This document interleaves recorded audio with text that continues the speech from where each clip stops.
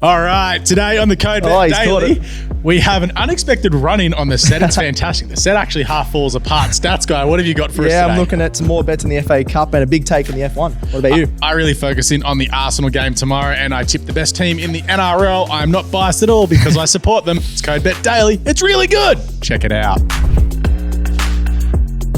Alrighty, welcome to the Code Bet Daily for episode 61. It is Wednesday, March the 1st. So hold on, come here, stats guy. Pinching a punch for the first day of the month. Almost forgot it was the first day of the month. I didn't. It was February 28th yesterday, mate. You got to know these things. Exactly. I am your host, Alex Donnelly, James Clementes, aka Corporate Jim, aka the editor of this great website known as CodeBet, has decided that, it's too good for us and wants to hang out at home. Nah, he's actually really, he's a bit crook. So hope you're feeling better, today. Corporate Jim. It's not like Stats Guy and I are on enough CodeBet dailies during the week as it is.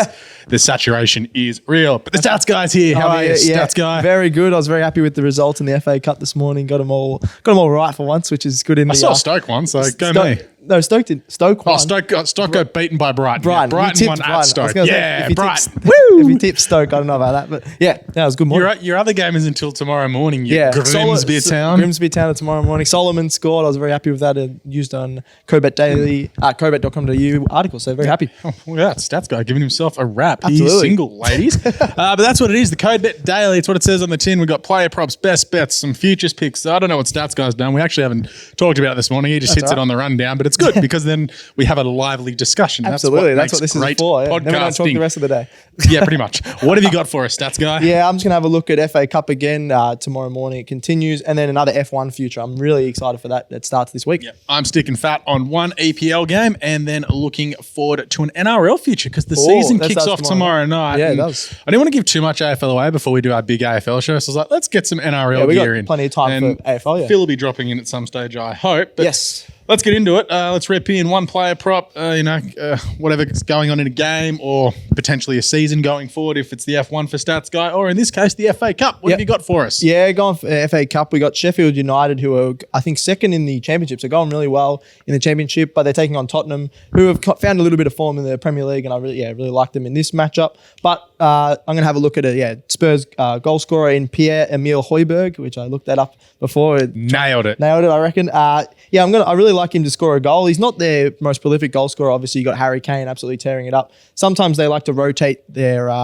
lineups in the FA Cup. I think he will start in this one. He's got 8 score involvements this year. He's really good from long range. I think, Tottenham have come up against some pretty good opponents lately, but you versus a championship team that might get a few more shots on target here. And if they get a few more, then I think he can score. He's $4.50, whereas you got your Suns and your Kane and stuff around $2 or even less, I think, in this game. So I really like Højbjerg to score. He can, dribble really well and even have shots from long range. So why not? Yep, so $4.50. Sheffield United tomorrow morning. Okay, I think it will be a pretty good game because Sheffield should be in the Premier League next season. We hope so, provided they, then they stay if they don't slip up in the next few weeks, they may gain. So I think it'll be one of the games to watch in the morning. But get around Højbjerg. I will not be watching it because I'll be watching the EPL tomorrow morning as Arsenal take on Everton, and that's what's going to be in my huge game, actually. Player pick and game prop. Big game for the Gunners. Everton also, there's a chance they could slip into relegation, but with Daesh, they should stave that off. I don't mind them, But we're looking at Gabriel Martinelli anytime a goal. He scored one over the weekend in probably what was his best performance since Christmas. Yeah, he just dropped off a little bit. Looked a little sluggish, but I put that down to not having Gabriel Jesus beside him because he was asked to do a little bit more when Nketiah wasn't doing as much, and it sort of stopped him from using that creativity that he does on the wing and cutting in. It's how he scored goals early in the season against Liverpool and things like that. He scored a bunch of goals early on. Yeah. But look, he scored in a goal in Arsenal's last 3 Wednesday night matches when they've been favourite. Wednesday night matches. Yeah, well, you love your specific ones. You were like, I like it. This is Arsenal's second Wednesday night game in a fortnight. Stats, I like it. No, I genuinely I like it. And it works out if they play on a Saturday, Wednesday. It's the nice in between. He can just play. He can just perform on any night. Exactly. That's it. What a man, Martinelli. $2.75 for anytime goal scorer. $6 to score first. He's $3.20 to have 2 or more shots on target. So don't mind that. Then also had a little look at Bet365. Martinelli to score anytime and the Gunners to win 3-0 is $14 with Bet365 because there's a stat that I've put in the article on codebet.com.au for the preview of this game tomorrow. So go check that out. Yeah. It's something like Everton have scored 0 goals in their last 5 away games when they've been underdogs. Something like that. Geez. So they're going to crumble. Researched that, but I only thought about that on the run. That's okay. The Gunners won't let this one slip, but we'll get getting more into that one later. Yeah, I really like that 2 shots on target one because if you think he's going to score, he'll probably at least have 2. Yeah. That's really good value. That's with Ladbrokes. That's probably my favorite one of those. That's with Bet365 for the goals, and then just the shots on targets with Ladbrokes. Awesome. Let's rip into some game pick stats, guy. Where you're looking into some more FA Cup. Yeah, more FA Cup. We've got another. This is like a soccer show. We're doing that tomorrow. I know. It's just because there's a few games tomorrow that we're going to miss in the EPL show, so we might as well cover them. But we've got the FA Cup. We've got an EPL clash of Manchester United and West Ham, which in the past is a big matchup, but West Ham have been very, very poor this season. Man U have only lost one of their last 21 games, which is unbelievable. They're probably one of the most. Who did they lose to, stats guy? I can't even remember. Arsenal, of course. Yeah, I couldn't even remember. That was a while ago. Else it was so long ago. It was like 3 weeks ago. That was ages ago. We've done a lot of content since then. But yeah, they are coming off a huge Carabao Cup final, which we talked about the other day. They've just got really good depth. I don't think they'll start their main lineup, but I really like their depth. They're even having McTominay and Fred also. Well, they've got Sancho, who's been playing on the bench. He was on the bench in the Carabao Cup. Martial. You got Sabitzer, who they just signed. So I really think their depth can just absolutely dominate in this one. And their last 11 home games have gone over the 2.5 goals market. A lot of them have been 3-0 wins. So I think they can get at least a 3-0, maybe a 2-1 win over West Ham. And so you go Manchester United head-to-head and over that 2.5 goals market, $2.35 on Ladbrokes rather than your $1.50 or so for them to win. Even $1.50 them and wins doesn't seem too bad. Yeah, so get them to win I think is a lock. But yeah, over the 2.5 is pretty good. Always big scoring games at home. Yeah, nice. Well, I'm still looking at Arsenal and Everton. Oh, yeah. Look, they've got over the February fade, Arsenal. They were pretty average. They were average, Yeah, there was 3 or 4 games that they didn't win. As we get a run through on the set. Come on! Haven't had one of them for a while. It's great. Sorry, that guy just scared the crap out of him. How good.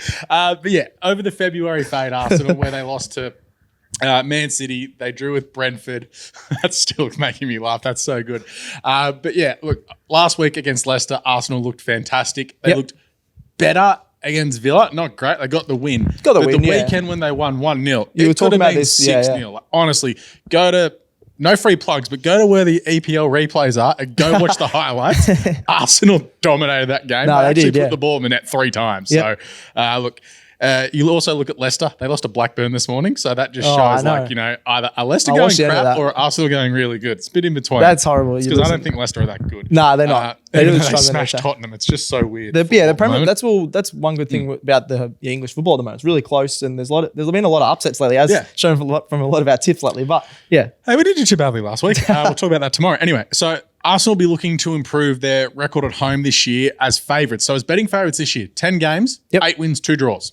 Okay. So really good record. Lost, yeah. They actually didn't start favourite against Liverpool, which was mind-boggling earlier in the year when they were 3-2. God bless you, Bukayo Saka and that penalty. Hell yeah. But if you look across their last 18 games in all competitions, 14 wins, 2 draws and 2 losses. One of those losses has been in the EPL. That was to Man City. Their other loss was in the EFL Cup, that's right. Carabao Cup, whatever you want to call it. I'm a traditionalist, like South Melbourne, Sydney Swans. That was to Brighton. And at the time, like, he lost to Brighton, but the way the season's gone, Brighton are really good. No, Brighton are good, yeah. So earlier in the season, there's a few Arsenal teams at home, apart from probably City and United, are real fortresses at home. Like really hard to go there and get a result against Arsenal. It's Newcastle who drew, it's Brentford who drew. Really good teams, and then Brighton and you're going to drop some games in any sport. The ball's about to fall off the table. I don't know how that happened. Oh, this is so good. This is absolute shambles. But anyway, Arsenal to win to nil is $2.05. Arsenal to win by 2 or more, $1.99 with better. But yeah, just go check out the preview I did. It covers why Arsenal to win to nil is such a good bet. I really like that. I don't think Everton is so inconsistent. So yeah, I think they look a little bit tired as well. Like the game style that Sean Dyche wants them to play is really high intensity. Like it's a lot of attack, but a lot of flooding back into defense. So by doing that, you are going to run out of steam, especially when he's literally bored in and he's like straight away, all right, I'm going to try and get you fit. It'd be an intense coach. It takes time to get used to that as well. Like you can do it for a couple of weeks because you're naturally fit, but it's going to take its toll on you. So if Everton can stay up next year, going to Goodison Park next year is going to be really tough. Yeah, to get a result. It still is pretty tough. They've got crazy fan base. Sean Dyche with his deep voice and getting the boys fired up. Gravelly. It's gravelly. Getting all the boys fired up. I think Arsenal do enough to win. Agreed. The way they played on the weekend, they should be beating them. And the fact that they lost to them a couple of weeks ago, Arsenal was so flat and Everton had the new manager bump. This is a statement. I know it's so important because Arsenal lose their game. Every game now Arsenal is a title lose race, their game in hand now that they had. Everyone's you got a game in hand. What does it mean? You got to make the use of it. Yeah, got to make use of it. Yeah. Got to win. Simple as that. I like Let's your theory. go, Gunners. Get it done. I will be up. Stats guy won't wake up because it starts at 6:45. It's way too early. Lazy ass. Let's get into some best bets for today and tomorrow. Or whenever. Mine actually doesn't result till September. Yeah, mine is same because mine's after the F1 season. Best bets for this year. Yes. Yeah, a new segment. I'm going to have a look at the F1. We talked about Charles Leclerc yesterday, one of the rising stars. I'm looking at another rising star in George Russell for Mercedes. So he's a very handsome man. He is a very handsome man. All English team. So he's an Englishman as well with Lewis Hamilton at Mercedes. Now Lewis Hamilton is known as almost the GOAT or one of the greatest of all time in F1. But I'm going to say that his teammate this year is going to overtake him. Okay. So sort of going down your path of might have a few people online having a go at me for this one. Everyone loves a bit of Lewis Hamilton. Leo, here's a clip. But I think George Russell for more race wins than Lewis Hamilton this year. So Lewis Hamilton, he's one of the greatest of all time, obviously.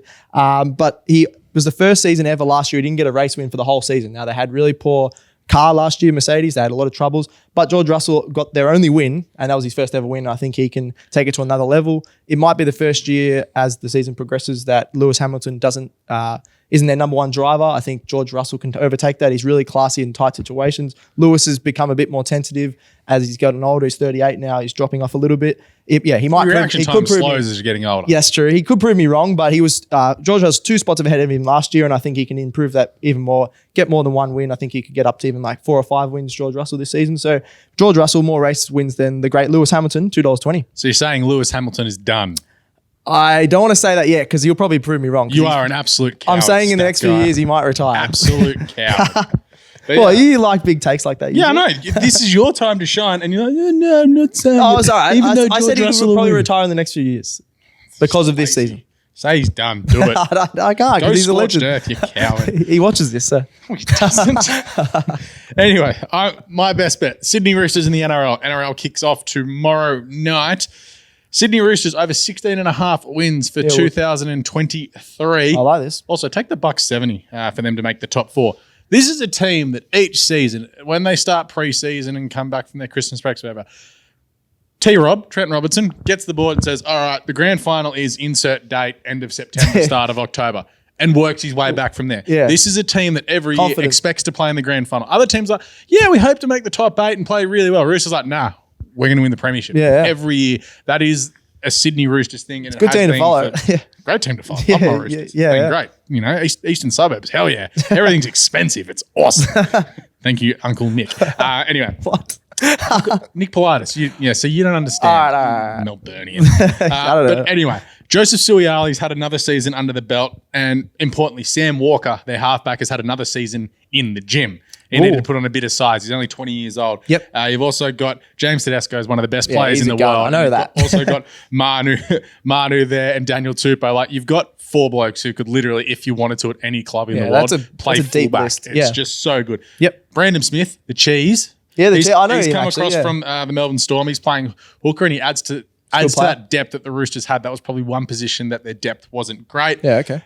Look, they had a horrendous run with injuries last year as well. They shouldn't have been a hope of the premiership. And I know they got knocked out in the first week of the finals, but they won like their last 8 games leading into the finals. They absolutely charged into the finals. Like, the Roosters can do damage, but it's just like, no, the run ended. It was just, they ran into South Sydney anyway. Yep. But look, I'm going to expect them to trouble Penrith this year. There's a couple of injuries at Penrith, plus a few players have left after they've gone back to back. Everyone's still on Penrith. It's really hard to win 3 premierships in a row, no matter what you do. So absolutely. Look, I like the Roosters. Top 4, $1.70. I really like that. Over 16.5 wins. I think it was $1.90 with Ladbrokes as well. Like you think, 16.5 wins is a lot. Yeah, but it's 26 rounds of football. So it's a bit more than the AFL as well. Like, we can drop 8 or 9 games and it's fine, which, the Roosters I can easily see winning 17, 18 games. And awesome. That means we cash. Oh, yeah, I really like that one. Awesome. All right, that's it, Stats Guy. Cobat Daily done and dusted. We'll be back on deck tomorrow. We'll also be doing the EPL show. We will wrap up Arsenal and Everton and Liverpool and Wolves, which you haven't mentioned because, well,